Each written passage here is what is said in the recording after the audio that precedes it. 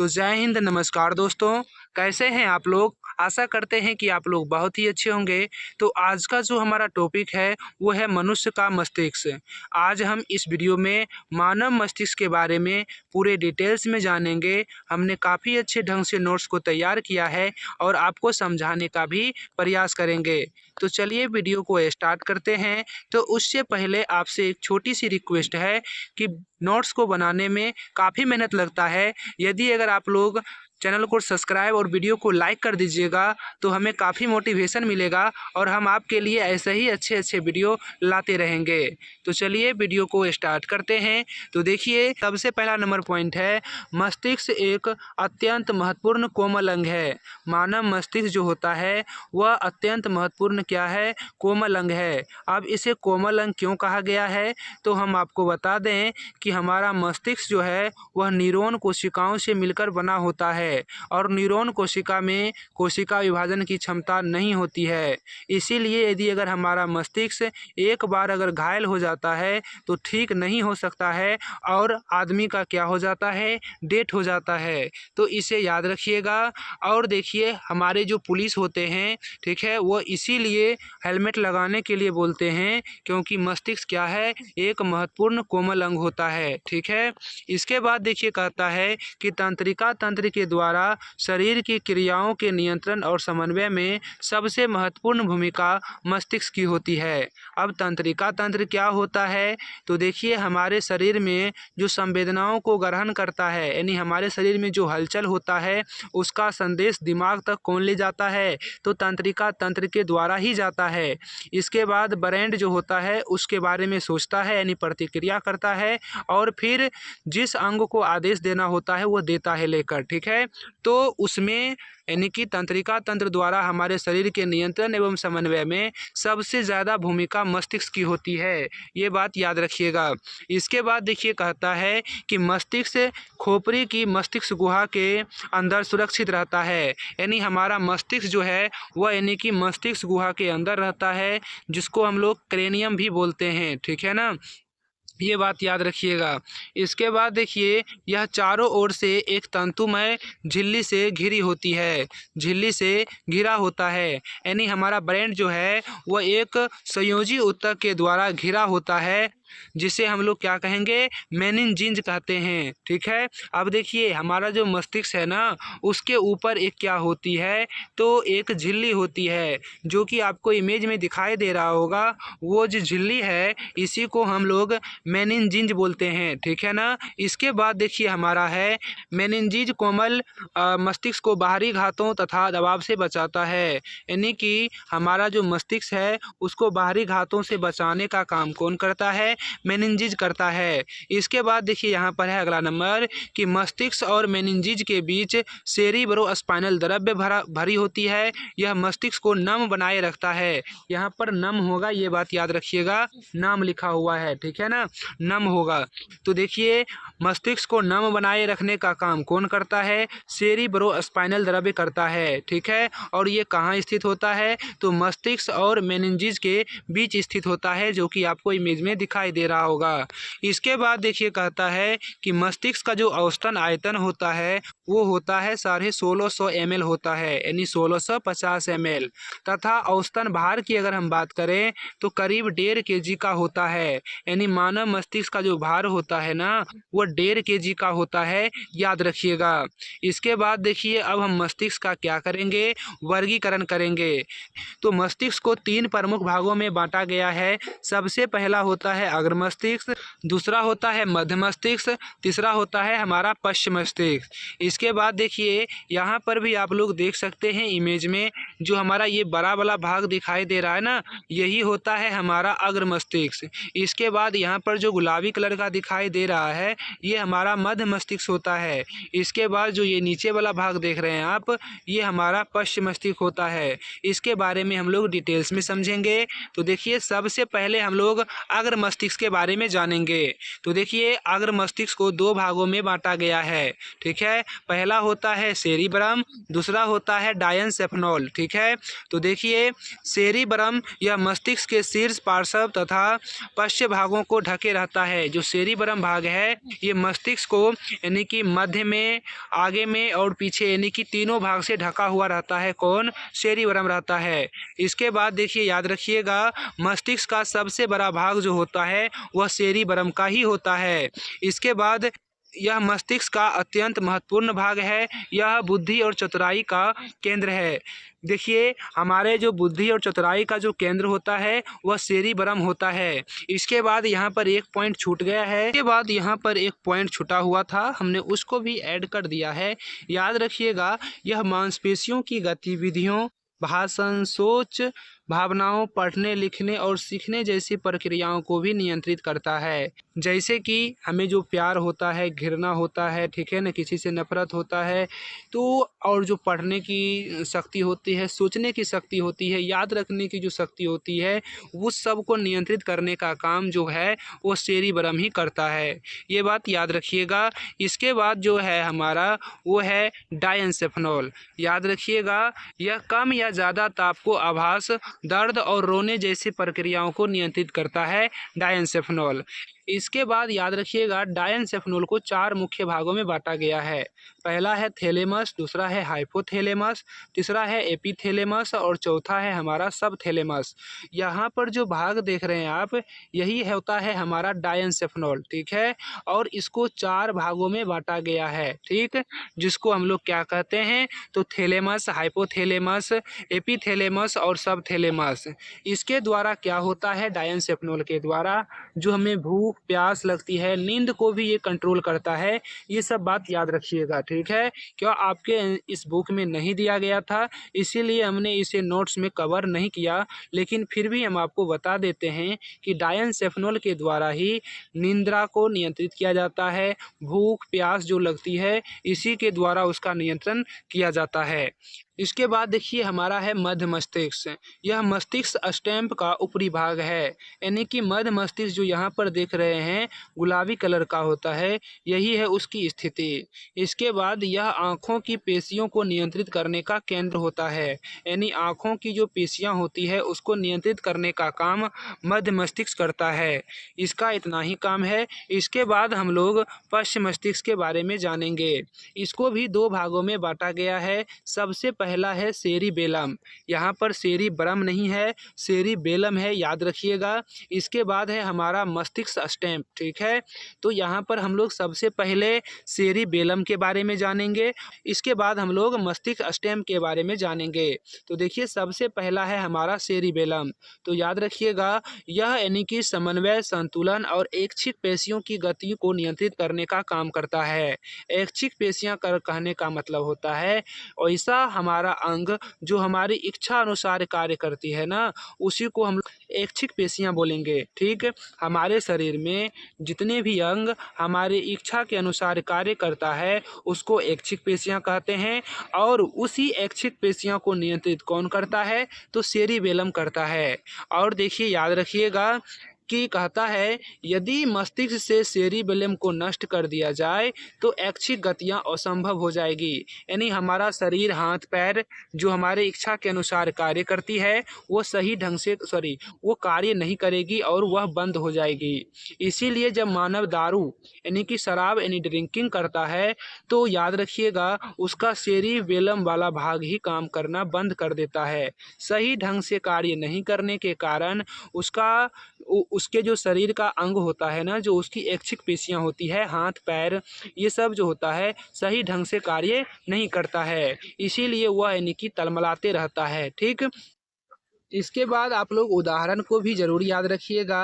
हाथों का परिचालन ठीक से नहीं होगा, यानी कि सेरिबेलम यदि ठीक से कार्य नहीं करे तो हमारे हाथों का परिचालन भी ठीक से नहीं होगा, पैर द्वारा चलना मुश्किल हो जाएगा, बातचीत करने में भी कठिनाई होगी। हम जो बोलते हैं हम अपनी इच्छा के अनुसार बोलते हैं, इसीलिए वह ऐच्छिक पेशियां हैं, ठीक है। तो हम आपसे बात भी सही से नहीं कर सकते हैं, कब, जब हमारा सेरिबेलम सही से काम नहीं करेगा तब, ठीक। इसके बाद याद रखिएगा जो सेरिबेलम की जो स्थिति होती है वो यहाँ पर जो भाग देख रहे हैं ब्लू वाला भाग, वही होता है सेरिबेलम। ठीक, इसके बाद देखिए हमारा है मस्तिष्क स्टेम। यहाँ पर याद रखिएगा इसके अंतर्गत दो भाग आते हैं। ठीक है, पोन्स बेरोलाई, मेंडुला ओब्लांगेटा। ठीक है, अब देखिए हम लोग पोन्स बेरोलाई के बारे में समझते हैं। तो याद रखिएगा शोषण को नियंत्रित करने का काम जो है वह पोन्स बेरोलाई करता है। यहाँ पर जो देख रहे हैं आप ये वाला भाग, ये यानी कि है आपका मस्तिष्क स्टेम। ठीक है, और इसका दो भाग है। ऊपर वाला जो भाग देख रहे हैं ये वाला भाग, यही होता है हमारा पोन्स बेरोलाई। ठीक है, और ये क्या काम करता है तो शोषण को नियंत्रित करने का काम करता है। इसके बाद है हमारा मेंडुला ओब्लांगेटा। ये अनैच्छिक क्रियाओं को नियंत्रित करने का केंद्र है, यानी कि वैसी क्रियाएं जो हमारी इच्छा के अनुसार कार्य नहीं करती है, यानी कि वैसी क्रियाएं, हमारे शरीर की बात कर रहे हैं, हमारे शरीर में वैसी क्रियाएं जो हमारे इच्छा के अनुसार नहीं होती है उसको हम लोग बोलते हैं अनैच्छिक क्रियाएं। जैसे हमारा दिल का धड़कना, ठीक है, रक्त का परिसंचरण तंत्र, जो रक्त का बहाव होता है, ठीक है ना, वो हमारे इच्छा के अनुसार नहीं होता है। तो उस सब यानी कि क्रियाओं को नियंत्रित करने का काम कौन करता है तो मेंडुला ओब्लांगेटा करता है। ये बात याद रखिएगा। अब देखिए मेंडुला ओब्लांगेटा की स्थिति कहाँ है तो ये ऊपर वाला भाग आपका पोन्स बेरोलाई है और नीचे वाला जो भाग देख रहे हैं आप इसी को मेंडुला ओब्लांगेटा बोलते हैं। ठीक है, अब देखिए यहाँ पर और भी चीज़ लिखा हुआ है, इसको याद रखिएगा। हृदय की धड़कना, रक्तचाप और श्वसन गति की दर को नियंत्रित करने का काम कौन करता है तो मेंडुला ओब्लांगेटा करता है। इसके बाद देखिए हमारा है यहाँ पर मस्तिष्क के इसी भाग द्वारा खांसना, छींकना, उल्टी करना, पाचक रस के स्रावन इत्यादि का नियंत्रण, यानी कि हमारे शरीर में जो खांसना, छींकना, उल्टी करना, पाचक रस, ये सब अनैच्छिक गति है, अनैच्छिक क्रियाएं हैं। ठीक है, तो इसको नियंत्रित करने का भी काम कौन करता है तो मेंडुला ओब्लांगेटा करता है। यहाँ तक तो आप लोग समझ गए होंगे। यही था हमारे मस्तिष्क का पूरा भाग। अब हम लोग मस्तिष्क के कार्य के बारे में जानेंगे। तो देखिए मस्तिष्क के प्रमुख कार्य निम्नलिखित हैं। तो देखिए सबसे पहला है आवेग ग्रहण करना, यानी मस्तिष्क जो होता है सभी संवेदी अंगों से आवेग को ग्रहण करता है। संवेदी अंग कौन होते हैं तो जैसे मान लीजिए हमारे पैर में चींटी काट लिया, उस सूचना को मस्तिष्क तक जो ले जाएगा ना उसी को संवेदी अंग कहते हैं। ठीक है, और संवेदी अंग से सूचना को ग्रहण कौन करेगा तो मस्तिष्क करता है, ये बात याद रखिएगा। इसके बाद देखिए कहता है कि ग्रहण किए गए आवेगों की अनुक्रिया, यानी कि विभिन्न संवेदी अंगों से जो आवेग मस्तिष्क में पहुंचते हैं विश्लेषण के बाद, यानी कि प्रक्रिया करता है, यानी कि उसके बारे में जांच पड़ताल होती है मस्तिष्क में बहुत कम समय में, और बाद मस्तिष्क उन अनुक्रिया के लिए उत्तेजित निर्देश निर्गत करते हैं और माइंड दिमाग को जो सही लगता है वो यानी कि वह करता है। इसके बाद है विभिन्न आवेगों का सहसंबंधन। मस्तिष्क के विभिन्न संवेदी अंगों से एक साथ कई तरह की आवेग प्राप्त होते हैं। मस्तिष्क इन आवेगों को सहसंबंधित कर विभिन्न शारीरिक कार्यों का कुशलतापूर्वक समन्वय करता है। यानी कि देखिए हमारे शरीर में एक साथ कई संवेदनाएं प्राप्त हो सकती है। जैसे कि मान लीजिए आपको कोई एक थप्पड़ मार दे और नीचे से चूटी काट ले, तो एक साथ मान लीजिए उधर से भी संवेदना आएगा, आपको थप्पड़ मारा वहाँ से भी संवेदना आएगा, आपको मान लीजिए धकेल दिया उसी समय, ठीक है ना, तो चोट लगेगा उसका भी संवेदना जाएगा। तो एक साथ कई प्रकार की संवेदनाएं होती है जिसको ग्रहण करने के बाद मस्तिष्क उस पर प्रतिक्रिया करता है और जिन जिन अंगों को, ठीक है ना, जिन जिन संवेदी अंगों को आदेश देना होता है वह देता है लेकर। तो देखिए हम आपको शॉर्ट में समझाते हैं मस्तिष्क का मुख्य कार्य क्या होता है। तो समझिएगा, देखिए मस्तिष्क का मेन कार्य यही होगा कि सभी संवेदी अंगों से वह सूचना को प्राप्त करेगा, उसके बाद वह क्या करेगा उस पर प्रतिक्रिया करेगा, सोचेगा, विचारेगा। इसके बाद जिन अंगों को उसको आदेश देना होता है ना वह देता है। जैसे मान लीजिए आपको मच्छर काट लिया, तो मच्छर काटने के बाद संवेदी अंग क्या करेगा उस संवेदना को मस्तिष्क तक ले जाएगा। मस्तिष्क क्या करेगा उस संवेदना को ग्रहण करेगा, ग्रहण कर लिया उसके बाद उस पर प्रतिक्रिया करेगा और वो क्या करेगा तो हमारे हाथ को आदेश देगा कि वहाँ पर मच्छर काट रहा है उसको मार डालिए, ठीक है। तब हमारा हाथ क्या करेगा, उस मच्छर को मार डालेगा। तो समझे आप लोग, यानी मस्तिष्क का काम होता है संवेदना को ग्रहण करना, उस पर प्रतिक्रिया करना, और जो उसको अच्छा लगता है वह यानी कि सभी अंगों को वो क्या करता है, आदेश देता है लेकर। इसके बाद देखिए कहता है सूचना का भंडार। मस्तिष्क में विभिन्न प्रकार की सूचनाएं चेतना यह ज्ञान के रूप में यह ज्ञान के रूप में संचित रहती है, इसीलिए मानव मस्तिष्क को ज्ञान का भंडार भी कहा जाता है। मानव मस्तिष्क जो होता है वह यानी कि सूचनाओं को बहुत लंबे समय तक याद भी रख सकता है, ठीक है ना। इसीलिए उन्हें क्या कहा जाता है, ज्ञान का भंडार भी कहा जाता है। जैसे कि आप लोग इसको पढ़िएगा और याद रखिएगा तो आप लोग एग्जाम में इसको अच्छे से लिख सकते हैं। तो ये जो आप ज्ञान ले रहे हैं इसको स्टोर कहाँ करिएगा, तो अपने माइंड में ही करिएगा ना। तो इसीलिए दिमाग को क्या कहा जाता है, ज्ञान का भंडार कहा जाता है। इसके बाद है हमारा प्रत्यवर्ती चाप। ये क्या होता है समझिए। न्यूरॉन में आवेगों का संचरण एक निश्चित पथ में होता है। अब यहाँ पर ये न्यूरॉन क्या है, तो न्यूरॉन के बारे में हम आपको पढ़ा चुके हैं बउआ, तो जाके वीडियो को ज़रूर एक बार देखना, काफ़ी अच्छे ढंग से समझाए हैं, वहाँ पर आपको समझ में आ जाएगा। तो देखिए न्यूरॉन जो होता है ना, जैसे हमारा शरीर जो होता है, ठीक है, जैसे हम आपको इमेज में ही दिखा देते हैं, ठीक है, काफ़ी अच्छे ढंग से समझ जाइएगा।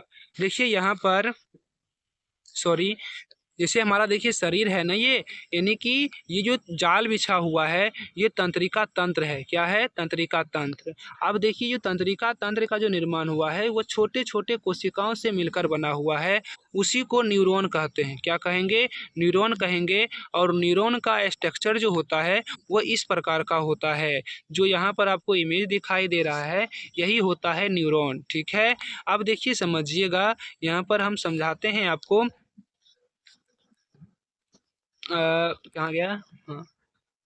तो कहता है कि न्यूरॉन में आवेग का संचालन एक निश्चित पथ में होता है, यानी एक निश्चित रास्ता में होता है। हम आपको दिखाए थे जाल बिछा होता है, तो उसी पथ के माध्यम से होता है, और इस पथ को ही क्या कहते हैं हम लोग, प्रत्यवर्ती चाप कहते हैं। इस चाप में निम्नलिखित घटक होते हैं जो आवेग के चालन में भाग लेते हैं। सबसे पहला है हमारा ग्राही अंग। समझिएगा, ये त्वचा, पेशियों तथा अन्य अंगों में मौजूद रहते हैं जो विभिन्न प्रकार की उद्दीपनों को ग्रहण करते हैं। अब देखिए ग्राही अंग क्या होता है, यहाँ से क्वेश्चन पूछता है कि निम्नलिखित में से ग्राही अंग कौन है, तो वहाँ आपको त्वचा देखने को मिलेगा, उसमें आप टिक लगा दीजिएगा। ग्राही अंग कहने का मतलब ये होता है जो संवेदना को सबसे पहले प्राप्त करता है। जैसे देखिए आपको अगर कोई चींटी काटे तो संवेदना सबसे पहले त्वचा में जाएगा कि नहीं जाएगा। जैसे आप अपने हाथ से टांग पर मार कर देखिए, चोट लगता हो, ठीक है, तो संवेदना सबसे पहले जो आपका चमड़ी है ना उसी को त्वचा बोलते हैं, तो सबसे पहले उसके पास गया। उसके बाद वो किसके पास जाएगा, तो न्यूरॉन के पास जाएगा। न्यूरॉन वो क्या करेगा, उस संवेदना को मस्तिष्क तक पहुंचाएगा, मस्तिष्क प्रतिक्रिया करेगा उस पर, ठीक है।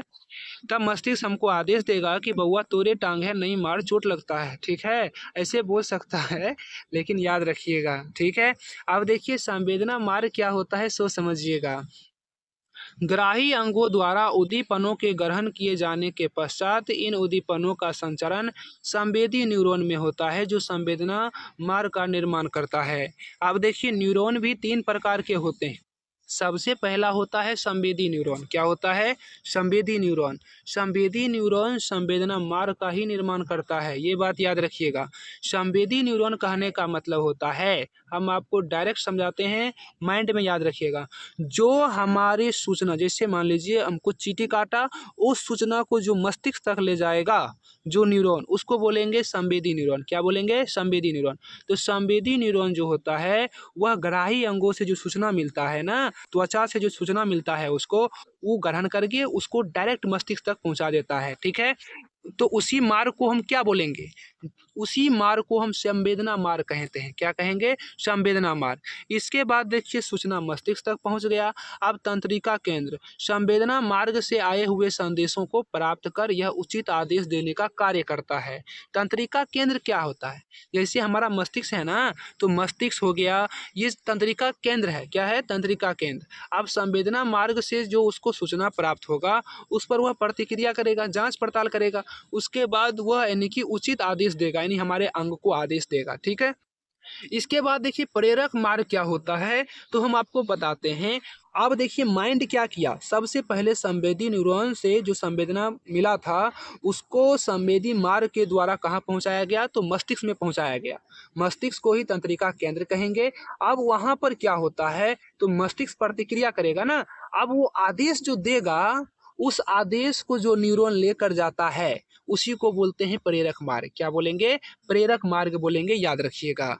तंत्रिका केंद्र द्वारा आदेश का संचारण न्यूरॉन द्वारा होता है। ठीक है ना, कहता है कि तंत्रिका केंद्र द्वारा जो आदेश दिया जाता है ना, उसका संचार न्यूरॉनों द्वारा होता है। प्रेरक न्यूरॉन प्रेरक मार्ग का निर्माण करते हैं। जो यानी कि तंत्रिका केंद्र द्वारा आदेश दिया जाता है उसको विभिन्न अंगों तक पहुंचाने का काम प्रेरक मार्ग के द्वारा होता है। तो आप लोग समझ गए होंगे। इसके बाद देखिए हमारा है अभिवाही अंग। ठीक है ना, प्रेरक मार्ग से होते हुए जो आदेश अंग में पहुंचते हैं, जैसे हमारे हाथ में आया, ठीक है ना, जहां पर केंद्रीय तंत्रिका तंत्र से प्राप्त आदेश के अनुसार अनुचित क्रियाएं होती है। अब हमारा हाथ क्या करेगा, तो जो आदेश प्राप्त होगा तो उसका कार्य करेगा। ठीक है ना, यानी कि मस्तिष्क द्वारा प्राप्त आदेश को ग्रहण करेगा और वो काम करेगा। तो हमारा हाथ क्या हो गया, अभिवाही अंग हो गया। क्या हो गया, अभिवाही अंग। तो आप लोगों को यहाँ तक अच्छे से समझ में आ गया होगा। यदि अगर अभी कोई पॉइंट में दिक्कत हो तो आप कमेंट कर सकते हैं, हम आपके कमेंट का जवाब जरूर देंगे। इसके बाद देखिए हमारा है नियंत्रण एवं समन्वय, केमिकल कंट्रोल एंड कोऑर्डिनेशन के बारे में हम लोग नेक्स्ट वीडियो में जानेंगे। तो आप लोग से एक छोटी सी रिक्वेस्ट है, अभी तक आपने चैनल को सब्सक्राइब नहीं किया है तो चैनल को जरूर सब्सक्राइब कर लीजिएगा, क्योंकि एक नोट्स को तैयार करने में काफ़ी मेहनत लगता है। तो एक आप सब्सक्राइब कर दीजिएगा तो हमें मोटिवेशन मिलेगा, तो हम आपके लिए और भी अच्छे तरीके से नोट्स को तैयार करेंगे, आपके लिए वीडियो लाते रहेंगे। तो चलिए मिलेंगे नेक्स्ट वीडियो में, तब तक के लिए जय हिंद, जय भारत, स्वस्थ रहिए, मस्त रहिए।